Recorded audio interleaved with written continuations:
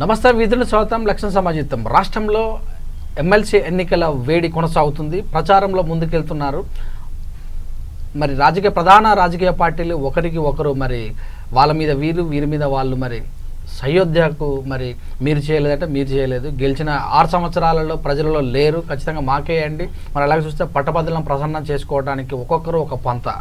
మరి చూస్తే ప్రభుత్వం ఒక సైడ్ ఉంటే ప్రతిపక్షాలు కొన్ని వైపు, వీళ్ళిద్దరి మధ్యలో మరి ఇండిపెండెంట్లు కూడా మేమున్నాము, మేమేం తక్కువ కాదు, ఖచ్చితంగా పోటీ ఇస్తాము అనే విధంగా ముందుకెళ్తున్నారు. మరి ప్రస్తుతం మనతోటి మహబూబ్నగర్, రంగారెడ్డి, హైదరాబాద్ పట్టభద్రుల నియోజకవర్గ మరి ఇండిపెండెంట్ క్యాండిడేట్ డి రవిశంకర్ గారు ప్రస్తుతం మనతోటున్నారు. వారిని అడిగి వారు మరి ఎలా ప్రచారం చేస్తున్నారో తెలుసుకుందాం. నమస్తే అండి. నమస్తే అండి. సో ఇప్పటివరకు మీరు ఒక అకాడమీలో అంటే కొన్ని అకాడమీలో ఐఏఎస్ ఐపీఎస్లను తయారు చేస్తున్నారు, సివిల్ కోచింగ్ ఇస్తున్నారు. అవునండి. ఒక పద్మశాలి వంశంలో పుట్టి ఒక బీసీ వర్గంలో. అవునండి. రాజకీయం ఎందుకు రావాలనుకున్నారు? అందరికీ నమస్తే అండి. నా పేరు రవిశంకర్. నేను ఎమ్మెల్సీగా నామినేషన్ వేశాను. ఎందుకు రాజకీయంలో రావాల్సిన అవసరం వచ్చింది అనే ప్రశ్నకు సమాధానం ఏం లేదండి. మేము చదువుకునే కాలం నుంచి ఈరోజు వరకు గత 10 సంవత్సరాల నుంచి 2012లో గ్రూప్ 1 నోటిఫికేషన్ లాస్ట్ అండి. అప్పటి నుంచి ఇప్పటి వరకు ఒక్క నోటిఫికేషన్ కూడా లేదండి. ఈ రాజకీయాలు రావడం గల కారణం ఏంటంటే, నేను కొన్ని సంవత్సరాల తర్వాత ఫ్యాకల్టీగా వెళ్ళిపోయాను. పిల్లలకి నాకున్న తెలివి, నేను చదువుకున్న వాటిపైన పిల్లలకి నేను సబ్జెక్ట్ చెప్తే బాగుంటుందనే ఉద్దేశంతో నేను సబ్జెక్ట్ చెప్తున్నాను. అలా చాలామంది విద్యార్థులకి పాఠం చెప్పేటప్పుడు రాజకీయాల్లో మార్పు కావాలి, రాజకీయాల్లో కొన్ని ఇంపార్టెంట్ చేంజెస్ మనకు కావాలి, ప్రక్షాళన కూడా కావాలి రాజకీయాల్లో అనే విషయం పైన కాన్సన్ట్రేట్ చేసినప్పుడు చాలామంది పిల్లలు, సార్ మీలాంటి ఇంటెలెక్చువల్స్ పొలిటీషియన్స్ అవుతే బాగుంటుంది అనేది వాటిపైన వాళ్ళు ఒక ఐడియా ఇచ్చారు. సరే, అది మనకి సెట్ అవుతుందో కాదో అనే విషయం మనం మళ్ళీ మాట్లాడుకుంటే అది మనకి ఎలా అవుతుందో ప్రజలు ఎలా నిర్ణయిస్తే అలా వెళ్తామండి. కానీ ఇక్కడ జరుగుతుంది ఏంటి అని అంటే, ప్రతిసారి కూడా ఈ నిరుద్యోగులు ఉద్యోగులు వీళ్ళందరూ కూడా ఒక సిస్టమేటిక్గా నోటిఫికేషన్ లేక, అంటే ఉద్యోగులకి పిఆర్సీ టైంకి లేక, నిరుద్యోగులకి టీఎస్పీఎస్సీ క్యాండర్ రెగ్యులర్గా లేక, వాళ్ళకి అది లేకపోయేసరికి ఎప్పుడు ప్రభుత్వం పై ఆధారపడి ఉండాల్సి వస్తుందండి. ప్రతి ప్రభుత్వం కూడా వస్తుంది, ప్రతి ప్రభుత్వం వస్తుంది, కానీ ఏ ప్రభుత్వం కూడా సక్రమంగా నోటిఫికేషన్ ఇవ్వలేదండి. 2012లో లాస్ట్ గ్రూప్ 1 నోటిఫికేషన్, 2016లో 5 సంవత్సరాల క్రితం గ్రూప్ 2 నోటిఫికేషన్ పడింది.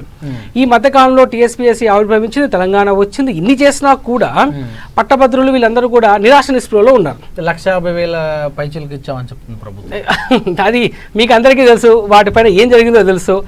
టీఎస్పీఎస్సీ లెక్క ప్రకారంగా కేవలం 35,000 జాబులు మాత్రమే ప్రకటించారు క్యాలెండర్ ప్రకారంగా. మిగతా వాటిపైన సరే 150,000 అని చెప్తున్నారు. అది నిజ నిర్ధారణ మనం వదిలిపెడదాం, ప్రజలకి అందరికీ తెలుసు, విద్యార్థులకు తెలుసు, అందరికీ తెలుసు. కానీ ఈరోజు నిరుద్యోగులు ఎంతమంది ఉన్నారు చెప్పండి మీరు? ఇంకా నిరుద్యోగులు తక్కువ సంఖ్యలో ఏం లేదు కదండి. ప్రైవేట్ సెక్టార్ కూడా అమెజాన్, గూగుల్ ఇవన్నీ తీసుకొస్తున్నాం, ఐటీఐఆర్ కేంద్ర ప్రభుత్వం ఇవ్వకపోవడం వలన ఆగిపోయిందని ప్రతిపక్షం ప్రభుత్వాలే కొట్టుకుంటున్నాయి. అవునండి. సో ఈ ప్రైవేట్ రంగంలో మనకి ఉద్యోగాలు అనే వాటిపైన చాలామంది విద్యార్థులు ప్రైవేట్ రంగంలో వెళ్ళాలనుకుంటున్నారు. దాంట్లో ఎంతమంది వెళ్తున్నారు ఏందనేది మనకి కరెక్ట్గా లెక్కలు కూడా లేవండి. అయినా కూడా ఈరోజు నిరుద్యోగుల సంఖ్య చాలా ఎక్కువగా ఉంది. ఈరోజు నిరుద్యోగులు రాష్ట్రంలో చాలా ఎక్కువ మంది నిరుద్యోగులు ఉన్నారండి. సో వాటి గురించి మనం కాన్సన్ట్రేట్ చేయాల్సిందండి మనం. ఓకే. సో మీరు అట్లా ఇప్పుడు ఉన్నటువంటి పరిస్థితులలో అంటే ఒక ప్రభుత్వం చేయలేనిది, ఒక ప్రభుత్వం ఇవ్వలేనిది, మరి మీరు నిలబడితే అది ఎట్లా సాధ్యమవుతుంది? ఇప్పుడు ప్రభుత్వము చేయలేంది, ప్రభుత్వము ఇవ్వలేంది అనే వాటిపైన ఈ ఎలక్షన్స్ టోటల్ డిఫరెంట్ ఎలక్షన్స్ అని చెప్పుకుంటాం. ఇది purely intellectual elections, graduate election చెప్పుకుంటాం. అంటే తెలివైన వాళ్ళు అంటే గ్రాడ్యుయేట్స్, పట్టభద్రుల ఎలక్షన్ చెప్పుకుంటాం.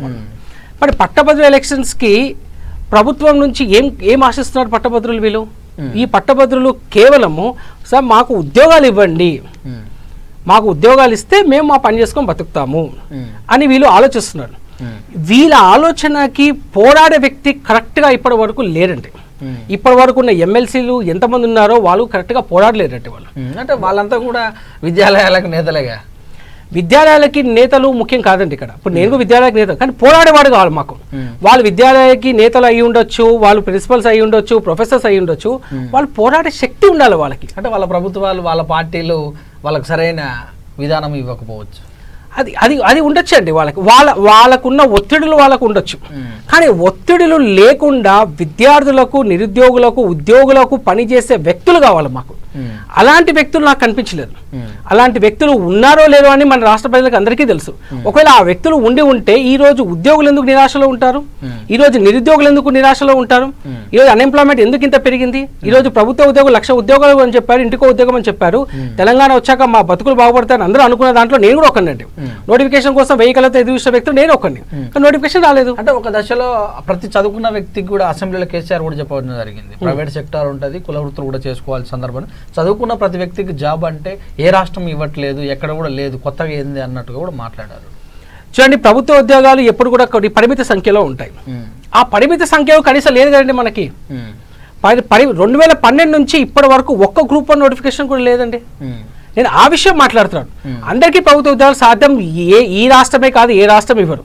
కానీ ప్రతి సంవత్సరం నోటిఫికేషన్ ఇస్తూ ఉంటే విద్యార్థులందరూ ఆ పరీక్షకు పోటీ చేస్తుంటారు. అప్పుడు ప్రభుత్వం పైన ఇంత అసమ్మతి కూడా విద్యార్థులు ఎవరికి ఉండదండి. మీ పిల్లలు గవర్నమెంట్ స్కూల్లో చదవరు, మీకు జబ్బు చేస్తే గవర్నమెంట్ హాస్పిటల్ వెళ్ళరు, మీకు ఎక్కడికన్నా వెళ్ళాలంటే గవర్నమెంట్ వెహికల్స్లో వెళ్ళరు, కానీ గవర్నమెంట్ జాబ్ మాత్రం కావాలంటారు అనేది సోషల్ మీడియాలో వైరల్. ఓకే, దీని గురించి గవర్నమెంట్ జాబ్ అనేది ఇది గవర్నమెంట్ జాబ్ కాదండి, ఇది గవర్నమెంట్ సర్వీస్ అంటారు. ఇది జాబ్ కాదండి, గవర్నమెంట్ సర్వెంట్ అంటాం, గవర్నమెంట్ సర్వీస్ అంటాం. ఇప్పుడు నేను కూడా సర్వీస్ చేస్తున్నాను. నేను విద్యారంగంలో ఉన్నప్పుడు ఇది సర్వీస్ అంటామండి. ఎందుకు సర్వీస్ చేస్తున్నాను నేను అంటే, చెయ్యని వాళ్ళు చాలా మంది ఉన్నారండి. వాళ్ళు చెయ్యలేక నేను రాజకీయాల్లోకి వచ్చింది, కానీ వాళ్ళు కరెక్ట్ చేస్తుంటే నేను కూడా వీళ్ళు గవర్నమెంట్ సర్వీస్ ఉండేవాడిని. సో ఒక్కరిగా బయలుదేరారు, మిగతా వాళ్ళంతా మందలుగా ఉంటారు. ఆ మందలలో మిమ్మల్ని ఎట్లా కనుక్కోవాలి? డెఫినెట్లీ అండి. చూడండి, మిగతా వాళ్ళ గురించి నేను పట్టించుకోదలుచుకోలేదు. నా గురించి నా విద్యార్థులు తెలుసు. నేను హైదరాబాద్లో చాలా మంది పిల్లలకి, వేలాది మంది విద్యార్థులకు ఈ హైదరాబాద్ సరౌండింగ్స్లో నేను అవుట్ స్టేషన్ ప్రాంతంలో నేను చాలా వరకు నేను క్లాసెస్ చెప్పాను, బోధించాను. కాబట్టి విద్యార్థుల కష్టాలు, విద్యార్థుల గురించి, నిరుద్యోగుల గురించి, ఉద్యోగుల గురించి కూడా నాకు చాలా క్లియర్గా ఐడియా ఉంది. కాబట్టి నేను ఈ రాజకీయాల్లోకి వస్తున్నాను. సో ఇక్కడ పట్టభద్రులు చాలా తెలివైన వాళ్ళండి. ఎంతమంది గుంపులుగా వచ్చినా ఓటు ఎవరికి వేయాలో వాళ్ళకే వేస్తారు. అదే ఇంటెలెక్చువల్ ఓటింగ్. ఇది గుంపులు మందలు ఉన్నంత మాత్రాన గెలిచే ఛాన్సెస్ ఉంటాయని ఎక్కడ కూడా మనకు లేదండి. ఓటు వేసేటప్పుడు వివేకవంతులు ఓటు వేసేటప్పుడు ఖచ్చితంగా ఆలోచించి ఓటు వేస్తాడు. పోలింగ్ బూత్కి వెళ్ళాక వాళ్ళ ఆలోచన వస్తుంది, ఎవరికి వేయాలి ఎవరికి వేయకూడదు అనే ఆలోచన వాళ్ళ మనసులో ఉండి ఆలోచించి ఓటు వేస్తారండి. ఇంతమందికి జరిగే కొన్ని ఎలక్షన్లో లెఫ్ట్ పార్టీలు విఘ్నులు అనే వాళ్ళని కొంతమందిని ఎన్నుకోవడం కూడా జరిగింది. ఒకసారి నాగేశ్వరరావు అయితేనేమి, తర్వాత చుక్కరామయ్య వాళ్ళు కూడా. ఆ తర్వాత జరిగిన పరిణామాల వల్ల మెయిన్గా ఉన్నటువంటి ఏవైతే పార్టీలను వాటికే ఓటు వేయడం కూడా జరిగింది, మనం చూస్తూనే ఉన్నాం. ఇండిపెండెంట్ అనగానే మొదట ఓటు వేయాలా వద్దా అన్న సంసిద్ధంలో ఉన్నటువంటి ఓటర్, మరి వాళ్ళని ఎలా మేల్కొల్పుతారు మీరు? చూడండి, ఒకటే అండి, ఇది గ్రాడ్యుయేట్స్ వాళ్ళకి చాలా స్పష్టంగా వాళ్ళకి ఐడియా ఉందండి. ఇప్పటి వరకు ఇండిపెండెంట్కి సపోర్ట్ చేసిన వ్యక్తులకు కూడా ఓటు వేసి గెలిపించారు, వాళ్ళు ఏం చేయలేదు. పొలిటికల్ పార్టీకి వేసి గెలిపించారు, వాళ్ళు ఏం చేయలేదు. వాళ్ళ బాధ్యత, నేను కూడా ఒక బాధ్యతని. వాళ్ళు ఇప్పటి వరకు ఉన్న 3 సార్లు 4 సార్లు ఎమ్మెల్సీ నాకు ఐడియా ఉన్నది. ఈ నాగేశ్వరరావు సార్ 2 సార్లు వేస్తారు, బీజేపీ వాళ్ళు ఒకసారి కంటెక్ట్ చేస్తారు. వాళ్ళు ఏం చేస్తారండి? వాళ్ళు కరెక్ట్ చేస్తుంటే నేను నామినేట్ చేసేవాడిని కాదు, నేను గవర్నమెంట్ ఉద్యోగులు ఉండేవాడిని. వాళ్ళు చేయలేదు కాబట్టి విద్యార్థులందరూ కూడా మేల్కొన్నారు. అందరికి అర్థమైపోయింది, ఈ రాజకీయ పార్టీ వాళ్ళతో ఏమి మాకు అవ్వదు, ఈ ఎలక్షన్స్ తోటి మాకు ఒరిగింది ఏం లేదు అనే ఆలోచనతో వాళ్ళు ఏం చేస్తున్నారంటే, ఓటు వేసే ముందు ఒక మంచి వ్యక్తికి వేద్దాము, ఒక మా కష్టాలు తెలుసుకున్న వ్యక్తికి ఓటు వేద్దామనే ఆలోచనలో ఇప్పుడు పట్టభద్రులు అందరూ ఉన్నారండి. సో ఉమ్మడి 3 జిల్లాలు తీసుకుంటే హైదరాబాద్, మహబూబ్నగర్, రంగారెడ్డి, దాదాపు 50% జనాభా, 50% జనాభా, ఈ 50% జనాభాలో ఇప్పటి వరకు రాజకీయ పార్టీలకు మీరు ఎప్పుడు కూడా ముందులో ఉన్నది తెలియదు. మరి ఇలాంటి ఈ యొక్క అంటే 3 కోట్ల పై చిలుకున్నటువంటి 1,50,00,000 జనాభా పెట్టుకున్నా కూడా ఫస్ట్ మీరు వాళ్ళకి ఎలా తెలిసే అవకాశం ఉంటుంది? ఒకటే అండి, 1,50,00,000 జనాలు ఉన్నా కూడా రిజిస్టర్ చేసుకున్న వాళ్ళు 5,60,000 మందే 3 జిల్లాలు, మొత్తం 3 జిల్లాలు. ఈ 5,60,000 మందిలో ఎంతమంది ఓటింగ్ శాతం అనేది ఒక ఇంపార్టెంట్ క్వశ్చన్ ఇక్కడ. ఈ 5,60,000లో చాలా మంది మనకి ఓటు వేసే వాళ్ళు యువత వస్తుంది. ఆ యువతకి దాదాపుగా నేను ఏదో విధంగా డైరెక్ట్లీ ఇండైరెక్ట్లీ పరిచయం ఉన్న వ్యక్తినే. ఓకే, ఏదో రకం. ఎందుకంటే నేను ఆ యువతకి నేను టీచింగ్ చేశాను కాబట్టి, నాలాగా చాలా మంది గురువులు ఫ్యాకల్టీస్ చాలా మంది ఉన్నారు, వాళ్ళ సపోర్ట్ ఉంది నాకు. వాళ్ళందరూ చెప్తున్నారు, సార్ మనకి మన ఫ్యాకల్టీస్ సార్ మనం చాలా మంది మన విద్యార్థులు చేశాము, సో మన మాట వాళ్ళు కాదన్నారు, దయచేసి మీరు పోటీలో ఉండండి అని చెప్పారు. సో ఇది ప్యూర్లీ ఇది చూడండి, ఈ ఎలక్షన్స్ వల్ల ప్రభుత్వాలు పడిపోతాయా కూలిపోతాయా అనే సమస్య కాదండి. ఈ ఎలక్షన్స్ వల్ల ఏమవుతుందండి, కేవలం ఒక ఎమ్మెల్సీ గ్రాడ్యుయేట్ ని ఎన్నుకుంటున్నారు అంతే. వాళ్ళు ఆలోచించి ఓటేస్తారు, దీంట్లో వచ్చింది లేదేం లేదు. సో రాజకీయం అనగానే ఇప్పటి వరకు జరుగుతున్నది మన రాష్ట్రంలో అయితే ప్రభుత్వంలో ఉన్నటువంటి పెద్దలు ప్రజలకు, అంటే ఇప్పుడు ఫర్ ఎగ్జాంపుల్ ప్రజలకు ఏమన్నా ఇస్తే రాయితీలు ఇస్తే మంచిగా ఉండే అవకాశం, ఒకవేళ ఈవెన్ వేళ ప్రతిపక్షాన్ని అనుకుంటారు. ఇప్పటివరకు చూసినట్టే పట్టభద్రులు అయితేనే ఎంప్లాయీస్ అయితేనేమి ఎంప్లాయీస్కి పిఆర్సీ ఇవ్వలేదని 7.5 ఇస్తారని వాళ్ళు కూడా గురుగానే ఊరు. ఇప్పటి వరకు కూడా 2 సంవత్సరాలకు ట్రాన్స్ఫర్ చేయాల్సినటువంటి విషయంలో ట్రాన్స్ఫర్ చేయకపోవడం వల్ల గురుగానే ఊరు. 2018 నుంచి 2019లో జరిగిన ఎలక్షన్లో జరిగినటువంటి ఏది కార్పొరేటర్ ఎలక్షన్లో ప్రభుత్వంలో పనిచేసే వ్యక్తులు ఓటు టీఆర్ఎస్కి వేయలేదు అని ప్రభుత్వం కూడా వాళ్ళ మీద గురుగానే ఉన్నట్టు కూడా సమాచారం ఉంది. అయితే ఇప్పుడు ఈ సమాచారం ఎదర్ ప్రభుత్వము లేదా అపోజిషన్ వైపే ఓటర్ మొగ్గు చూపే సందర్భాలు ఉన్నాయి. మీరు ఇండిపెండెంట్గా వస్తున్నారు, వాళ్ళకి ఏం చెప్తారు? మీరు ఇప్పటివరకు చెప్పిందంతా కూడా 2018 జనరల్ అసెంబ్లీ ఎలక్షన్స్, అవును. ఆ తర్వాత చెప్పింది మొన్న కార్పొరేట్ ఎలక్షన్స్, అవును. ఈ రెండిటికి భిన్నమైన ఎలక్షన్స్ ఈ ఎలక్షన్స్. 2015లో ఎమ్మెల్సీ ఎలక్షన్ జరిగాయి, అవును. అప్పుడు రామచంద్ర అభ్యర్థి గారిని మేమే అంతా ఎన్నుకున్నాం, మేమంతా పట్టభద్రులు ఓటేసి ఎన్నుకున్నాం. ఆయన నుంచి మేము 6 సంవత్సరాలు ఎక్స్పెక్ట్ చేస్తాం, మేము ఏమైనా చేస్తాడేమో అని ఎక్స్పెక్ట్ చేస్తాం. పోనీ ఆయన ఒక న్యాయవాదిగా ఉన్నాడు, కోర్టులో పిల్లి వేసి ఎందుకు ఉద్యోగాలు రావట్లేని క్వశ్చన్ కూడా లేదు. అది ఎవరో వేరే వాళ్ళు పిల్లి వేస్తారు కోర్టులో, ఉద్యోగాలు మా రాష్ట్రంలో ఎందుకు రావట్లేదు. ఈయన ఒక న్యాయవాదిగా ఉండి ఆ పని చేయలేకపోయాడు, అక్కడ అతను కంప్లీట్గా ఫెయిల్ అయిపోయాడు. తర్వాత ఈయన పోరాడా అంటే మండలిలో కేవలం నేను ప్రశ్నించాను, నేను గొంతుగా వినిపించాను అన్నాడేమో. అన్నది మాత్రం మాకు పని జరిగిందండి. మాకు కావాల్సింది అక్కడ మండలిలో వినిపించాడా కాదు, మాకు పని చేసేవాడు కావాలి. మాకు ఆయన 6 సంవత్సరాలు ఒక విద్యార్థి జీవితం 6 yearsలో ఎలా ఉంటుంది చెప్పండి మీరు. 2016లో పడ్డ నోటిఫికేషన్ గ్రూప్ 2 ఇప్పటి వరకు నోటిఫికేషన్ లేదు. 5 years అవుతుందండి. 5 సంవత్సరాలు ఒక 20 సంవత్సరాలు ఉన్న విద్యార్థి 30 ఏళ్ళకి వచ్చినప్పుడు ఎంత సైకలాజికల్ ప్రెషర్ ఉంటుందండి. 5 years టైం వేస్ట్ అయిపోయింది కదా. ఆ 5 yearsలో ఈ టర్మ్ కూడా కంప్లీట్ అయిపోయింది. ఏం చేశారండి ఇప్పుడు చెప్పండి మీరు? అంటే కులవృత్తుల వారీగా గొర్రెలు బర్రెలు అలా చూస్తే మరి ఇప్పుడు చేపలు కూడా ఇస్తున్నట్టు ఇచ్చారు ఆల్రెడీ ఇచ్చారు, చేపలు కూడా ఇచ్చారు. సో ఎంతసేపు చదువుకున్న వాళ్ళకి జాబ్ రావాలనే కాన్సన్ట్రేషన్ అని అంటున్నారు కదా, మరి ఈ విధానాన్ని మీరు ఎలా చెప్తారు? చూడండి, కుల వృత్తులు చేసే వాళ్ళు దాదాపుగా చదువుకున్న వాళ్ళు చాలా తక్కువ సంఖ్యలో చేస్తారు. అది చదువుకున్న విద్యార్థులు ఎవరైతే ఉంటారో వాళ్ళు చాలా చాలా తక్కువ సంఖ్యలో ఈ గొర్రెలు చేయడం కానివ్వండి, చేపల వృత్తి కానివ్వండి, చాలా తక్కువ సంఖ్యలో చేస్తారండి. అంటే ఆ పనులకి ఈ చదువుకున్న విద్యార్థులు అంతగా వెళ్ళరు. ఒకసారి ఒక విద్యార్థి డిగ్రీ కంప్లీట్ అయింది అనుకోండి, ఆ విద్యార్థి ఏమనుకుంటారంటే కనీసం గ్రూప్ 2 జాబ్ అయిన కావాలి, కనీసం government job junior assistant job అయిన కావాలి, లేదు అంటే ఒక ప్రైవేట్ ఎంప్లాయీలో ఒక మంచి జాబ్ కోసం అని ఆలోచిస్తారండి. కానీ ఎప్పుడైతే ఈ ఆలోచనని వాళ్ళని పక్కదారి పట్టిస్తుందో, వాళ్ళు అనుకున్న విధానం వాళ్ళకి అవ్వట్లేదో, అప్పుడు వీళ్ళంతా కూడా అసంతృప్తితో ఉంటారండి. అప్పుడే గవర్నమెంట్ ఏం చేస్తుంది, ఈ గొర్రెలు చేపలు ఇవన్నీ పంపిణీ చేయడం మొదలు పెట్టారు. కానీ ఇది వీళ్ళకి యూస్ఫుల్ కాదండి. ఈ గొర్రెలు బర్రెలు పంపిణీ చేస్తే ఎవరికి యూస్ఫుల్? ఇది ఎవరికైతే గ్రామీణ ప్రాంతంలో నివసించే వాళ్ళకి మాత్రమే యూస్ఫుల్. కానీ పట్టభద్రులందరూ కూడా గ్రామీణ ప్రాంతంలో ఉన్నా కూడా ఈ వృత్తిని చాలా తక్కువ మంది చూస్ చేసుకుంటారు. సో వాళ్ళకి కావాల్సిన మేము ఎడ్యుకేటెడ్, మేము చదువుకున్న వాళ్ళం, మేము ఈ పని చేయగలుగుతాం. ఎప్పుడు మేము సెల్ఫ్గా మేము డెవలప్ అయ్యి ఆ తర్వాత మేము ఇప్పుడు బర్రెలు ఉన్నాయండి, బర్రెలు ఒక పెద్ద ఫ్యాక్టరీ పెట్టుకుంటాడు, ఆ ఫ్యాక్టరీ పెట్టుకునే శక్తి గవర్నమెంట్ అతనికి ఇవ్వాలి. అర్థమవుతుందండి? ఆ ఫ్యాక్టరీ శక్తి గవర్నమెంట్ ఇవ్వాలి. ఇప్పుడు మేకలు ఉన్నాయి, మేకలు మొత్తం పెంచాక మేకలు అనేది మన మాంసంలో మనం తెలంగాణలో నంబర్ 1, మన హైదరాబాద్లో నంబర్ 1 ఉంది. ఆ మాంసం అతను మేకలు బాగా పెంచుకున్నాక అతను ఒక ఫ్యాక్టరీ పెట్టుకుంటాడు. అలా అవకాశం ఇస్తే బాగుంటుందండి. కానీ మొదట్లోనే ఇలా ఇవ్వడంలో పట్టభద్రులకు వచ్చే దీంట్లో నిరాశలో కూడా ఉన్నారండి. సో ఇప్పటివరకు చూసినట్టయితే ఇప్పుడు జరుగుతున్న ఎలక్షన్స్లో ఓకే, ఒక్కొక్క మండలానికి లేదా ఒక్కొక్క నియోజకవర్గానికి ఒక మినిస్టర్ ఇన్ఛార్జ్గా పనిచేస్తున్నారు ప్రభుత్వ తరఫున వాళ్ళు. ఎప్పుడు చూసినా కంపెనీలు పెడుతూ వాళ్ళ ప్రచార పందాల్లో దూసుకెళ్తున్నారు. ఇక ప్రతిపక్షంలో ఉన్న కాంగ్రెస్ అయితే, ప్రతిపక్షంలో ఉన్నటువంటి బీజేపీ అయితే వాళ్ళ నాయకులు వాళ్ళని వీళ్ళు తిట్టడం, వాళ్ళు తిట్టడం, అంటే సోషల్ మీడియాలో అయితేనేమి మీడియాలో అయితేనే వాళ్ళనే హైలైట్ చేస్తున్నారు. ఈ రోజు ఈయన తిట్టడం, రేపు ఆయన తిట్టడం. ప్రస్తుతం ఉన్న విషయంలో పెట్రోలు, గ్యాసు, వంట గ్యాస్ ఈ 3 పెరుగుతున్న సందర్భంగా దీన్ని ఆ విధంగా చేసుకున్నటువంటి ప్రభుత్వం, మరి మీ యొక్క ఆయుధాలు ఏంది? చూడండి, ఇది ప్యూర్లీ గ్రాడ్యుయేట్ సెలెక్షన్. అవును, ఇది పొలిటికల్ ఎలక్షన్ కాదండి. ఎందుకు రాజకీయాలు మాట్లాడుతారో నాకు అర్థం కావట్లేదు.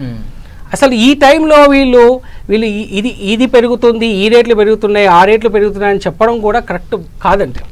ఇది మీరు ఏం చేశారు, పట్టభద్రులకు మీరు ఏం చేశారు, ఏం చేయబోతున్న విషయం పైన కాన్సన్ట్రేట్ చేస్తే బాగుంటుందని నా పర్సనల్ అభిప్రాయం. ఇప్పుడు ఈ గ్యాస్ ధరలు పెరిగిపోయాయి, నూనె ధరలు పెరిగిపోయాయి, వంట ధరలు పెరిగిపోయాయి, ఇది పట్టభద్రులకు సంబంధం లేదండి. ఈ టాపిక్ సంబంధం లేదు. వాళ్ళకి వేరే టాపిక్ చెప్పలేక ఈ టాపిక్ పైన ఉంటున్నారు. వాళ్ళు వేరే టాపిక్, అసలు టాపిక్ మాట్లాడమని చెప్పండి. ఇప్పుడు ఈ ప్రభుత్వం వచ్చేసి ఉద్యోగాలు ఇచ్చామంటున్నారు, వేరే వాళ్ళు వచ్చి ఉద్యోగాలు ఇవ్వలేమంటున్నారు. పోనీ వాళ్ళు ఇచ్చారు ఇవ్వలేదు, వీళ్ళు ఇంతమందికి ఏమి ఇచ్చారు చెప్పండి, వాళ్ళు ఏమి ఇచ్చారు చెప్పండి. ఇది ప్రజలకు నిజ నిజాలు ప్రజలకు తెలియాలండి. ప్రజలకు నిజాలు తెలిసినప్పుడే విద్యార్థులకు పట్టభద్రుల నిజాలు తెలియడమే ముఖ్యమైన పాయింట్ ఇక్కడ. దీని కాకుండా వీళ్ళు ఇష్యూని డైవర్ట్ చేసుకుంటా వేరే టాపిక్ మాట్లాడుతున్నారు. అలా చేయడం కూడా సబబు కాదు నా అభిప్రాయం. సో ఇప్పుడు ఇదంతా ఒక ఎత్తు. ఇప్పుడున్నటువంటి ప్రజలలో అయితేనేమి కొంతమందిలో ఫ్యాషన్ కోసమే ఎలక్షన్లు నిలబడుతున్నారు. ఏదో నామినేషన్లు వేసి ఏదో ఉన్న దాంట్లో కొద్దిగా, లేకపోతే కొంతమంది సంపాదించుకుంటే అందుకు కూడా వస్తున్నారు పేరు చెప్పుకొని అంటున్నారు. దీన్ని మీరు ఎలా?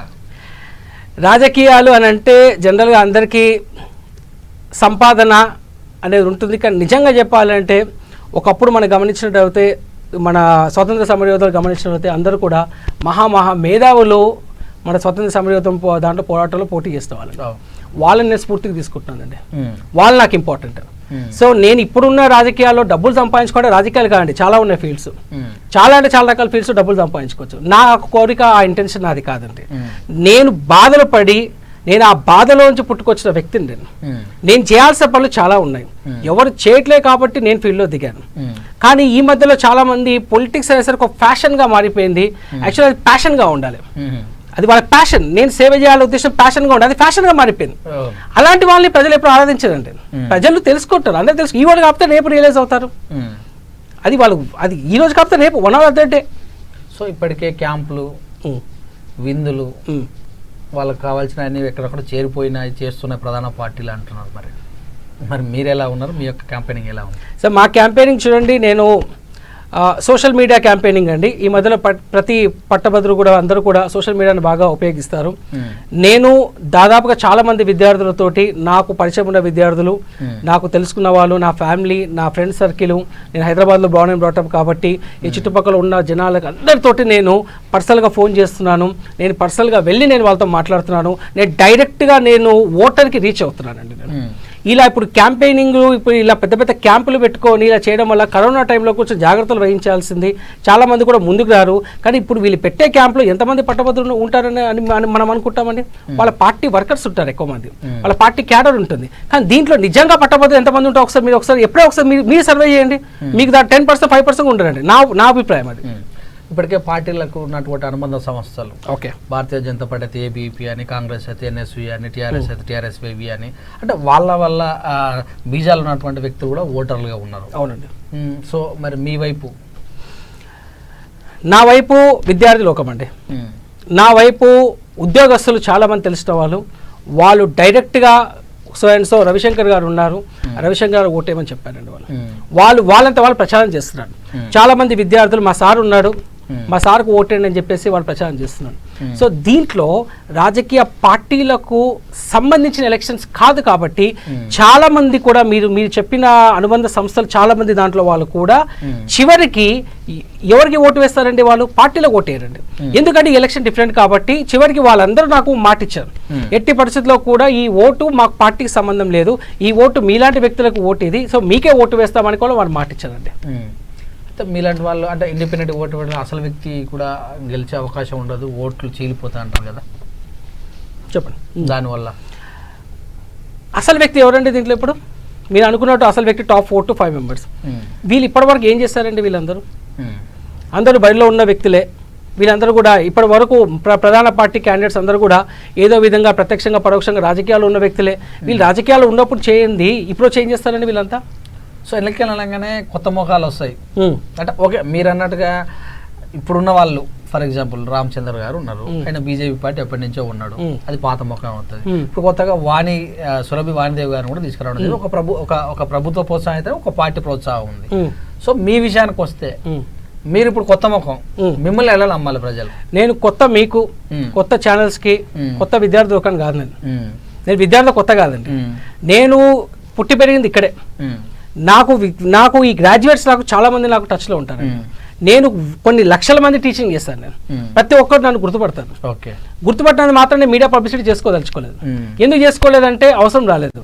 ఇప్పుడు మీడియా పబ్లిసిటీ మీడియాకి ఎందుకు వస్తున్నారంటే ఎలక్షన్స్ ఉన్నాయి కాబట్టి నన్ను గుర్తుపట్టిన విద్యార్థులు అందరూ ఎక్కడో ఒక చోట ఉంటారు, వాళ్ళు గుర్తుపట్టడానికి నేను ఇవాళ మీడియా ముందుకు రావడం జరిగిందండి. 1,00,000 మందికి పైన గ్రాడ్యుయేట్లను తయారు చేశాను అని ప్రచారంలో అపర చాణక్యుని కూతురుగా మేము ముందుకు వస్తున్నాను అని కూడా ప్రచారం చేసుకుంటున్నాడు సురభి వాణిదేవి. దీని మీద మీ స్పందన ఎలా ఉంది? గ్రాడ్యుయేట్స్ చేయడం ముఖ్యం కాదు, గ్రాడ్యుయేట్స్ కష్టాలు, గ్రాడ్యుయేట్స్ బాధలు తీర్చేవాడు ముఖ్యం. గ్రాడ్యుయేట్స్ ఎవరైనా చేస్తారండి. ఉస్మానియా యూనివర్సిటీలో 1,00,000 మంది గ్రాడ్యుయేట్స్ అయ్యారు. వాళ్ళందరూ పోటీలు రాలేదు కదండి. వాళ్ళు వచ్చారా? వాళ్ళు ఏమన్నా అలా అంటే నేను కూడా కొన్ని కాలేజ్లో టీచింగ్ చెప్పాను. నేను కూడా కొన్ని వేల మంది గ్రాడ్యుయేట్ చేస్తానని చెప్పి నేను పోటీకి వచ్చానండి. అప్పుడు రాలే కదండి. గ్రాడ్యుయేట్ చేయడం ముఖ్యం. గ్రాడ్యుయేట్స్ ఎలాగైతారండి? వాళ్ళు చదువుతున్నారు, వాళ్ళు చదివి ఎలా గ్రాడ్యుయేట్స్ అవుతారు. గ్రాడ్యుయేట్ చేయడంలో పాత్ర కంటే ఈ ఎలక్షన్స్ దేనికండి? ఇప్పుడు ఎలక్షన్స్ ఇది పట్టభద్రుల ఎలక్షన్స్. పట్టభద్రులు చేయడానికి ఎలక్షన్స్ కాదు కదా, మేము పట్టభద్రులు చేస్తానని చెప్పి కాదు కదా. అంటే ఆ నమ్మకం ఉంది నాకు. వాళ్ళకి వేరేది లేక, వాళ్ళకి వేరే రీజన్ దొరకక నేను గ్రాడ్యుయేట్ చేశాను నాకు ఓటేనే చెప్తున్నారు. నిజంగా చెప్పమని చెప్పండి. నేను చూసినంత వాణి మేడం, సురభి వాణి మేడం చూసిందా? విద్యార్థి కష్టాలు ఆమెకు తెలుసా? అశోక్ నగర్లో 1,00,000 మంది విద్యార్థులను నేను కళ్ళారా చూస్తుంటాను. ఎంతో మంది విద్యార్థులు వచ్చి సార్ నోటిఫికేషన్ ఎప్పుడు సార్ అని వాళ్ళ పేరెంట్స్ కూడా నాతో మాట్లాడిపించారు నమ్మకం కోసం. ఈ కష్టాలు బాధలు కళ్ళారా పడ్డోని చూసినోని నేనండి. ఈ కష్టాలు బాధ నాకు తెలుసు, వీళ్ళకందరికీ ఏం తెలుసు అండి? సో ఇప్పుడున్న పరిస్థితుల్లో ప్రభుత్వంలో ఉన్నటువంటి పెద్దలు వాళ్ళ మినిస్టర్స్ కానీ వాళ్ళ ప్రజాప్రతినిధులకి అపాయింట్మెంట్ ఇవ్వలేని సందర్భం. ఇక చూస్తే ఇప్పుడు మీరే అన్నారు, ఒక పార్టీ అనుబంధంతో గెలిచిన రామచంద్రరావు గారు చేయలేకపోయారు అని అన్నారు. ఏ సంబంధం లేకుండా మీరు ఎమ్మెల్సీ కనుక అయితే అదృష్టవశాత్తు, సో మీరే ఏమి ప్రశ్నించే అవకాశం ఉంది? ప్రజలకి ఏం చెప్తారు? చూడండి, వీళ్ళు హాఫ్ హార్టెడ్గా చేస్తారండి రాజకీయాల్లో. వీళ్ళు నేను ప్రశ్న అడిగానా, నన్ను టెలికాస్ట్ చేశారా, వార్తలో పడ్డానా, ఇంతే ఆలోచిస్తారండి వాళ్ళు. వాళ్ళకి నిజంగా వచ్చింది లేదు, పోయింది లేదు ఇంట్లో వాళ్ళకి. సరే, నేను ఏం చేయాలి అనుకుంటున్నాను? ఇప్పుడు వీళ్ళు ఏం చేయలేదండి, నేను చేద్దాం అనుకుంటున్నాను. సార్, నేను చేసే పాయింట్ ఒకటే అండి. ఇక్కడ టీఎస్పీఎస్సీ క్యాలెండర్ ఇయర్ మాకు కావాలి రెగ్యులర్గా.